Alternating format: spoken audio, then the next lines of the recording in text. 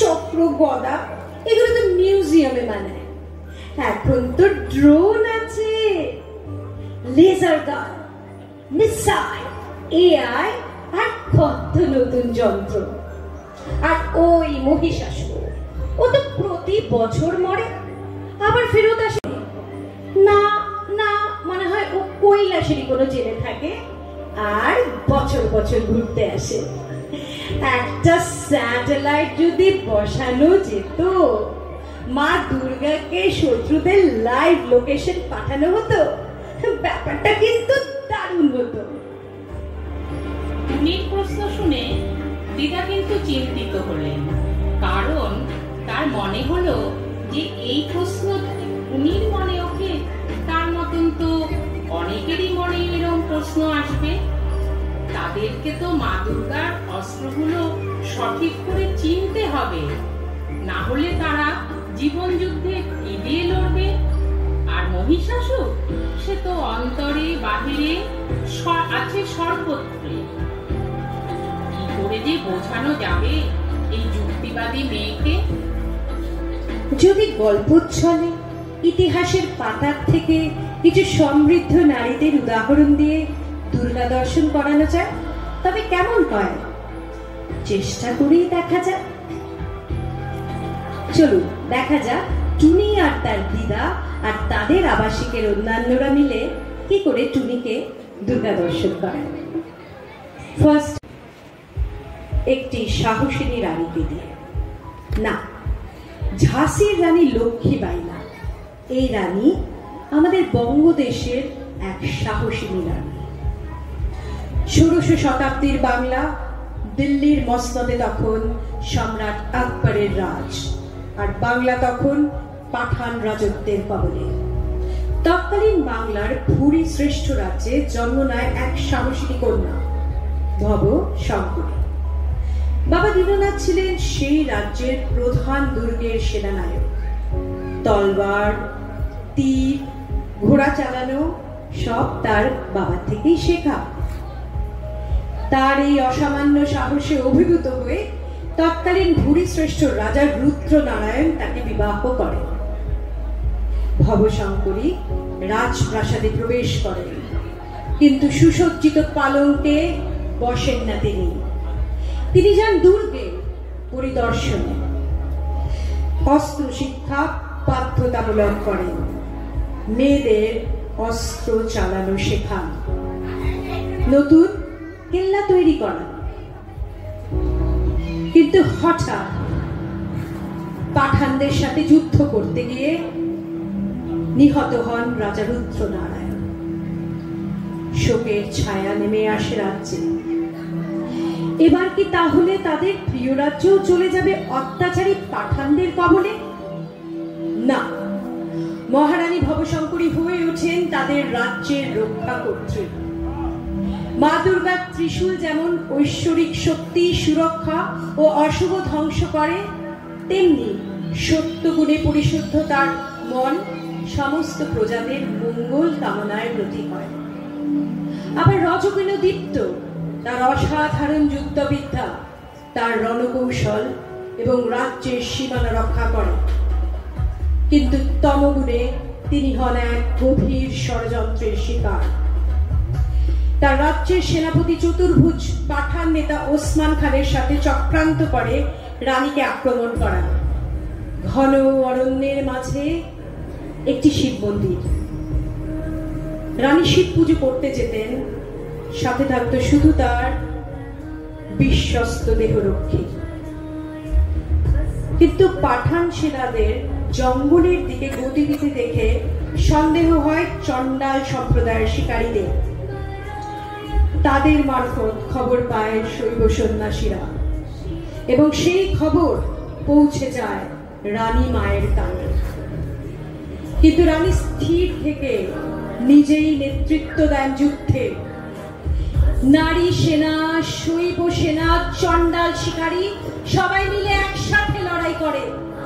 ওসমান খান ও তার সেনা পরাজিত হয়। রানীর বীরত্ব দেখে সম্রাট আকবর নিজে তাকে রায় বাঘিনী উপাধি দেন এবং তার রাজ্যের স্বাধীনতা স্বীকার করেন। ত্রিশূলের গুণে দীপ্ত রানী ভবশঙ্করী ছিলেন সাহস, বুদ্ধি আর নেতৃত্বের প্রতীক। তিনি দেখিয়ে দিয়েছিলেন নারী মানে দুর্বল নয়, নারী মানে শক্তি। Dim the lights.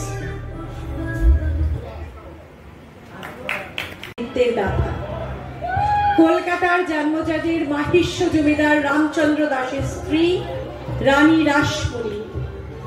রাসমণি ছিলেন সাহসী কিন্তু দয়ালু, নম্র অথচ দৃঢ়। ঊনবিংশ শতাব্দীর বাংলা। ব্রিটিশ শাসকেরা একের পর এক নিয়ম লঙ্ঘন করছিল এবং ভারতীয় ধর্মীয় সাংস্কৃতিক আচার অনুষ্ঠানে বাধা দিতে শুরু করেছিল। দুর্গাপুজোর বিসর্জনের শোভাযাত্রাও তার ব্যতিক্রম না। এক বছর হঠাৎ ব্রিটিশ অফিসাররা আদেশ করলেন, শহরে বড় রাজপথ দিয়া শোভাযাত্রা চাহিবে না, কারণ শোভাযাত্রার আওয়াজ জনবিরক্তি ঘটায়। এর মধ্যে রানী রাসমণির জমিদারির অন্তর্গত কিছু রাস্তাও ছিল। তিনি দৃপ্ত কণ্ঠে বললেন, এই পথ আমার জমিদারির অন্তর্গত পথ। এই পথে কি হবে কি হবে না তা ঠিক করব আমি। মা দুর্গার বিসর্জনের শোভাযাত্রা হবে, যেভাবে হতো ঠিক সেভাবেই হবে। ব্রিটিশ অফিসাররা নিয়ম না মানায় রানীর ওপর ঢুকে দিলেন এক বড় জরিমানা। একটু বিচলিত হলেন না রানী। তিনি বললেন, ধর্মের পথে কেউ বাধা হয়ে দাঁড়াতে পারে না। এই মাটি মা দুর্গার, এই পথ তার ভক্তদের। রানী রাসমণির এই দৃঢ়তা আর তার ভক্তদের স্বতঃস্ফূর্ত সঙ্গদান এমন এক প্রতিবাদের ঝড় তুলেছিল যে ইংরেজরা এই নিষেধাজ্ঞা প্রত্যাহার করতে বাধ্য হয়েছিল। বর্ণ বৈষম্যের ঊর্ধ্বে গিয়ে তিনি স্থাপনা করেছিলেন দক্ষিণেশ্বর কালী মন্দির, যেখানে পরবর্তী সময়ে রচিত হয়েছিল মানবতার এক নতুন অধ্যায়। সুদর্শন চক্র যেমন অন্যায়ের বিরুদ্ধে লড়ে, দুষ্টের দমন করে শিষ্টের পালন করে, রানী রাসমণি ছিলেন অন্যায়ের বিরুদ্ধে ঘূর্ণায়মান এক শক্তি। দায়িত্ব ও মনুষ্যত্বের ছোঁয়ায় তাই সবাই করে তাকে ভক্তি। এবার আমরা এগিয়ে যাব দুর্গা দর্শনের তৃতীয় অধ্যায়। ভালোবাসার ধর্মে দীক্ষিত করুণার সরোবর মা শারদা। আধ্যাত্মিক চেতনায় আলোকিত হওয়ার জন্য, মনের বিকাশ তথা উন্নতির জন্য যে সংসার ধর্ম ছেড়ে দূরে দূরান্তরে গিয়ে তপস্যা করার যে প্রয়োজন হয় না, মা শারদা তার জীবন তার কর্ম দিয়ে বুঝিয়ে দিয়েছেন। পবিত্র মনে নেহাত সরল থেকে গভীর আধ্যাত্মিক প্রভাবের রশ্মি চারিদিকে ছড়িয়ে দিয়েছেন তিনি। তার স্বাভাবিক সরলতা এবং বিনয়ের পরিবেশে তিনি তার অগণিত আধ্যাত্মিক সন্তানের কাছে একজন আদর্শ সন্ন্যাসিনী, স্ত্রী, শিক্ষিকা এবং সবার উপর মায়ের এক অনন্য উদাহরণ স্থাপন করেছিলেন। যারা তার সাথে ছিলেন তারা তার নিঃস্বার্থ ভালোবাসা এবং সেবায় অভিভূত হয়েছিলেন। জাতি, ধর্ম, বর্ণ বা সামাজিক অবস্থান নির্বিশেষে সকলেই তার সন্তান ছিলেন। কাউকে কখনো ফিরিয়ে দেননি। তিনি সকলকেই গ্রহণ করেছিলেন। তিনি বলেছিলেন, আমি সতেরো মা, আমি অসতেরো মা।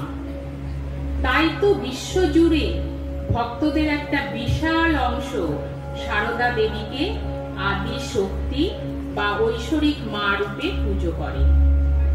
মা শারদা যেন ছিলেন মা দুর্গার করকমলে ধরা পদ্ম, নির্মল শান্ত দেবী স্বরূপা, নীরবতায় প্রস্ফুটিত ক্লান্ত জীবনের আশ্রয়, জীবনের রণক্ষেত্রে চিরকালের করুণা ও স্নিগ্ধতার প্রতীক।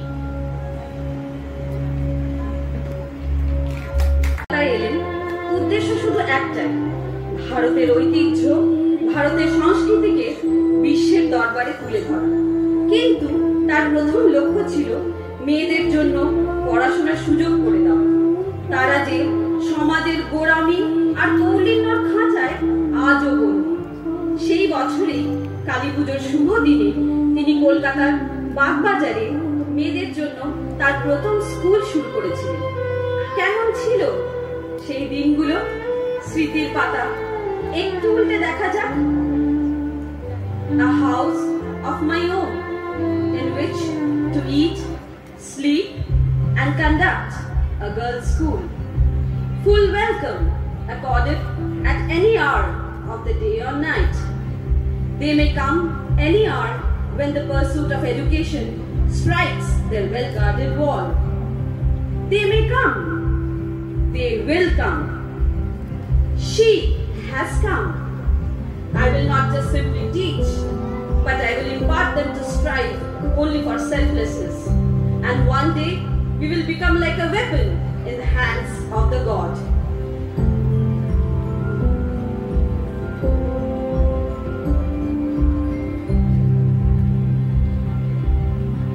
What a beautiful old world it was. It moved slowly in a different rhythm. A world where an intense emotion or a great thought was considered as a true achievement. This India, the voice of this great active silence, needs to be dissipated everywhere. Sister Nivedita's unwavering devotion to India and Swami Vivekananda's vision is as strong, steady and focused like a bow in the hands of Goddess Durga. Just like an arrow, she pierced ignorance and colonial prejudice and served India, her chosen motherland.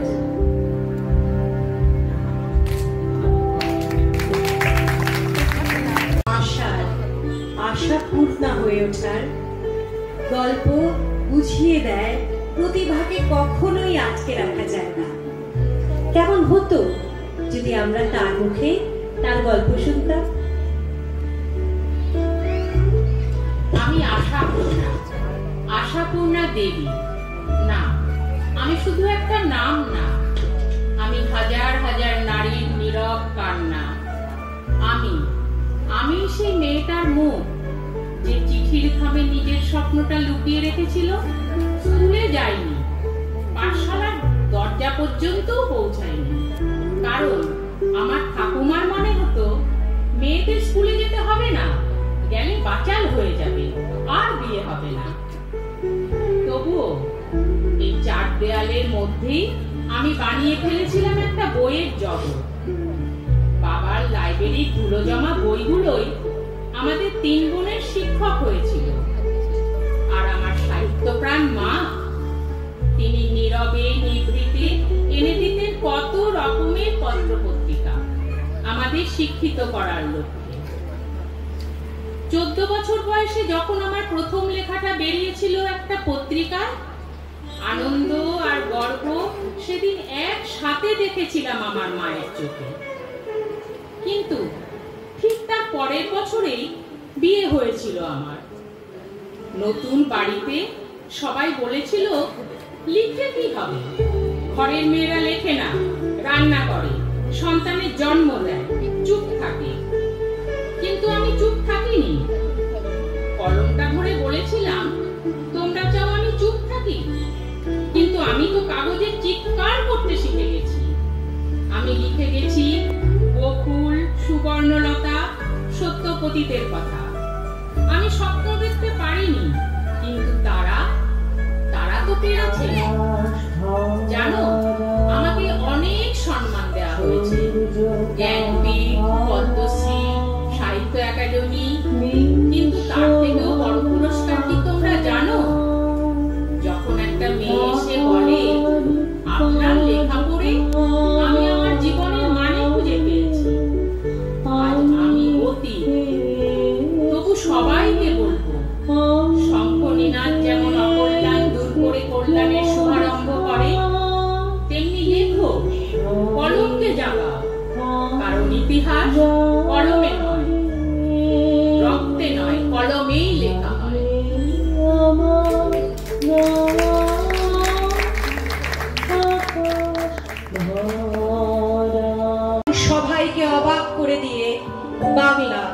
ভারতবর্ষের প্রথম মহিলা চিকিৎসক আত্মপ্রকাশ করেন।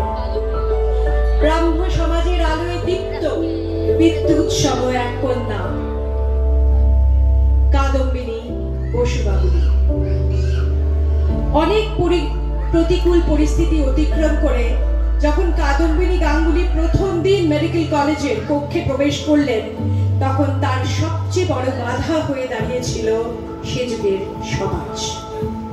কেউ বলল মেয়ে ডাক্তারি পড়বে, এ তো অসম্ভব। কেউ বললে রান্নাঘরের পথ ভুলে হয়তো ক্লাসে ঢুকে পড়েছেন এই রমণী। আবার কেউ বলল স্বামী সন্তান ও সংসারের দায়িত্ব খুব তাড়াতাড়ি এই যাত্রা ইতি টানবে। মেডিকেল কলেজের কক্ষে বসে কাদম্বিনী ভাবলেন, বেথুন কলেজ থেকে পাশ করা দুজনের মধ্যে একজন গ্র্যাজুয়েট তিনি। অসামান্য রান্না করতে পারেন আর তার সেলাইয়ের দক্ষতাও অসাধারণ। আর সবার উপর তার বাবা ও দাদার সাথে এখন তার জীবনে আছে তার স্বামী, যার ওই কান্তিক প্রচেষ্টায় আজ তিনি মেডিকেল কলেজের এই কক্ষে বসে আছেন। সামনের যুদ্ধটা হয়তো খুব কঠিন, কিন্তু তাকে তো বিজয়িনী হতেই হবে। শুরু হলো এক অক্লান্ত তপস্যা, ভয়কে জয় করার তপস্যা।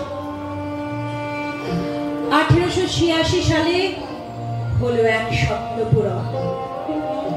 কাদম্বিনী বসু গাঙ্গুলি হলেন বাংলা তথা ভারতের প্রথম মহিলা ডাক্তার। কর্মজীবন শুরু হলো লেডি ডাফরিন ওয়েলস হসপিটালের মেডিকেল অফিসার হিসেবে, কিন্তু আবার বাধাপ্রাপ্ত হলো তার স্বপ্নের যাত্রা। ভারতের প্রাপ্ত ডিগ্রিকে গুরুত্বই দিতে চাইতেন না তৎকালীন ইংরেজ ডাক্তাররা। তার স্বামী তাকে বললেন, এবার বিদেশ যেতে হবে তোমায়, সেখান থেকে প্রাপ্ত জ্ঞানে পরিপূর্ণতা পাবে তোমার শিক্ষা। 1 বছরে 3টি দুর্লভ কোর্স পাশ করে দেশে ফিরলেন বিজয়ী। তারপর আর পিছন ফিরে তাকাতে হয়নি তাকে। সাধারণ মানুষ থেকে সম্ভ্রান্ত পরিবারের মহিলারা সবাই যে তার রোগী হয়ে উঠেছিলেন। তার জাদুর স্পর্শে শুধু মানুষের রোগ সারেনি, মুছে গেছে সমাজের কুসংস্কারের কালিমা। Dr. Kadumbini Ganguly is like the sword of Ma Durga. Just like Ma Durga's sword cuts through the evils, Kadumbini cuts through the societal devils. As brilliant and bright as the sword, she has won battles for humanity to remember and always adore.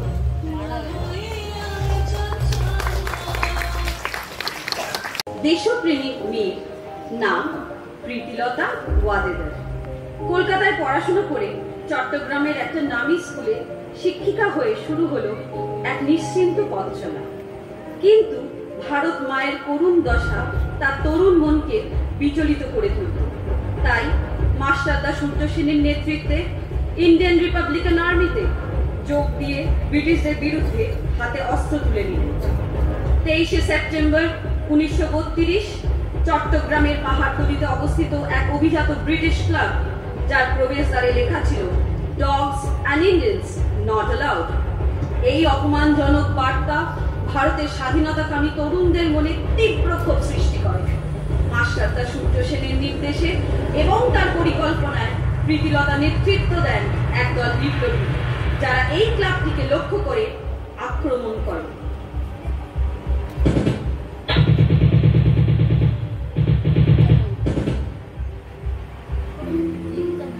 22 বছরের মেয়েটি আত্মপ্রত্যয়ের সাথে বলেছিল, আজ আমাদের অন্তরে এক পবিত্র ইচ্ছা জাগুক, এমন এক ইচ্ছা যা মৃত্যুকে বরণ করতে শেখায়, যাতে আমাদের মাতৃভূমি ভারতের জয় নিশ্চিত হয়। তাদের দলটি ক্লাবে বোমা নিক্ষেপ করে এবং আগুন লাগিয়ে দেয়। ব্রিটিশদের চোখে চোখ রেখে ভারতীয় আত্মমর্যাদার জবাব দেয়। কিন্তু আক্রমণের সময় প্রীতিলতা আহত হন ব্রিটিশদের হাতে অপমানিত না হয়ে তিনি সঙ্গে রাখা সাইনাইড খেয়ে আত্মাহুতি দেন। যেমন মা দুর্গার গদা অধর্মের ঘাঁটি গুড়িয়ে দিয়ে সত্যের পক্ষে লড়ে, তেমনি ব্রিটিশদের দর্পের ও অহংকারের ওপর আঘাত হেনে তাদের দর্প চূর্ণ করেছিল ভারতের এই বীরাঙ্গনা কন্যা।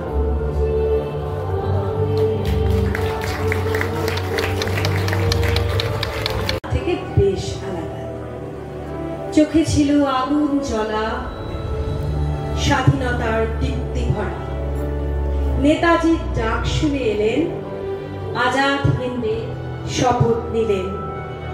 ডাক্তার ছিলেন বরণ করে, বন্দুক হাতে যুদ্ধ তরে।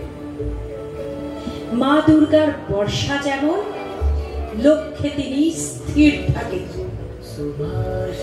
সুদূর সিঙ্গাপুরে ডক্টরি করাকালীন দেশ স্বাধীন করার সুপ্ত ইচ্ছেকে সত্যি করার সুযোগ পান নেতাজি সুভাষ চন্দ্র বসুর ডাকে। আজাদ হিন্দ বাহিনীতে যোগদান করার পর তার কর্মদক্ষতার নেতৃত্ব দেওয়ার গুণে মুগ্ধ হয়ে আজাদ হিন্দ সেনার ঝাঁসি রানী রেজিমেন্ট তৈরি করার দায়িত্ব পান তিনি। সবাইকে অবাক করে দিয়ে ৩০০ জন মহিলার একটি ফৌজ তৈরি করে দেন লক্ষ্মী সেহগল, এবং তিনি হয়ে দাঁড়ান প্রথম মহিলা ক্যাপ্টেন।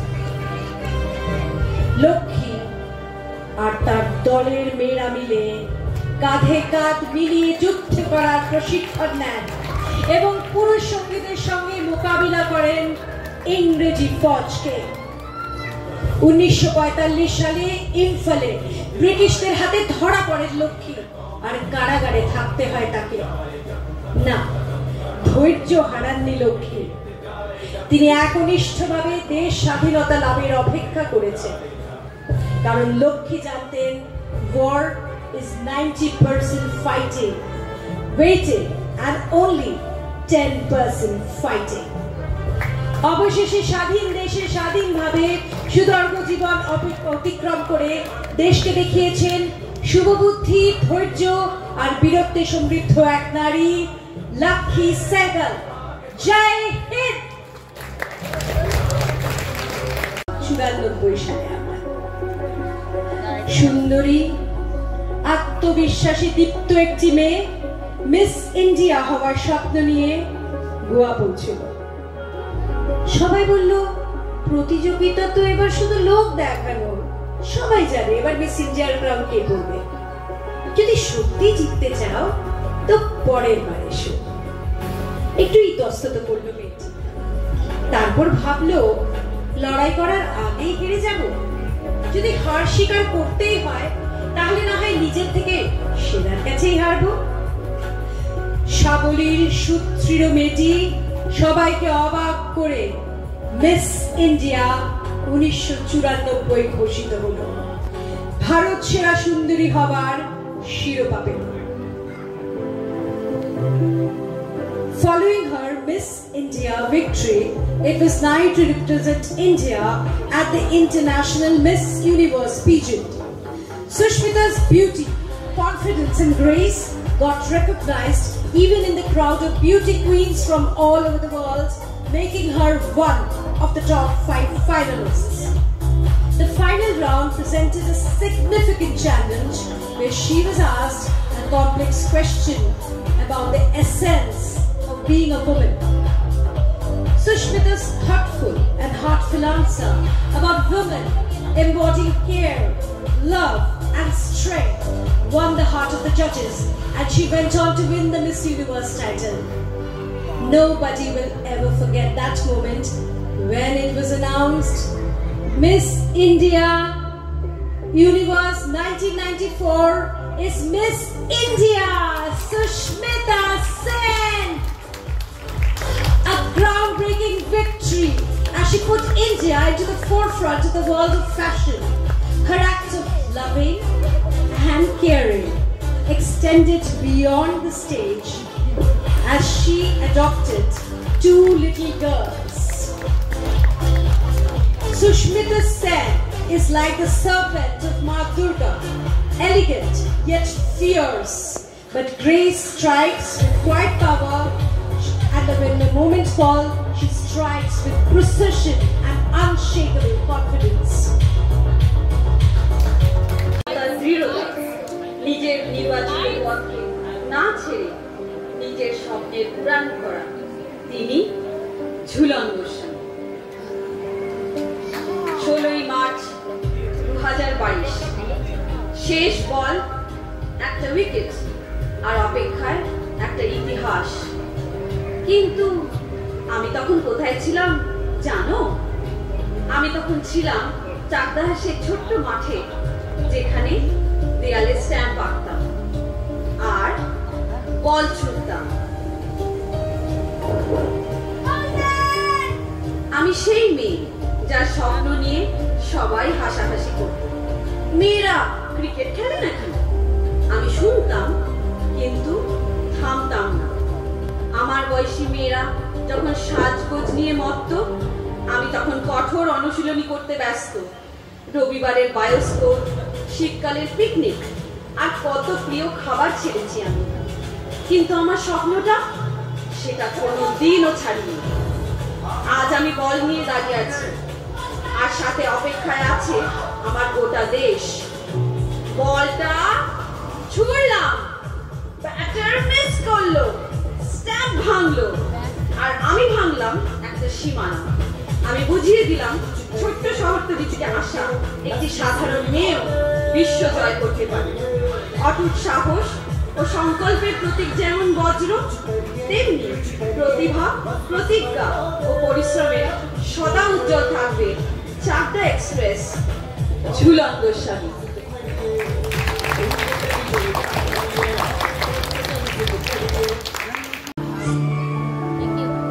मधुकैटा हमसि विधात्री वरदे नमः। रूपं देहि जयं देहि यशो देहि यशो जयहि महिषासुरनिर्नाश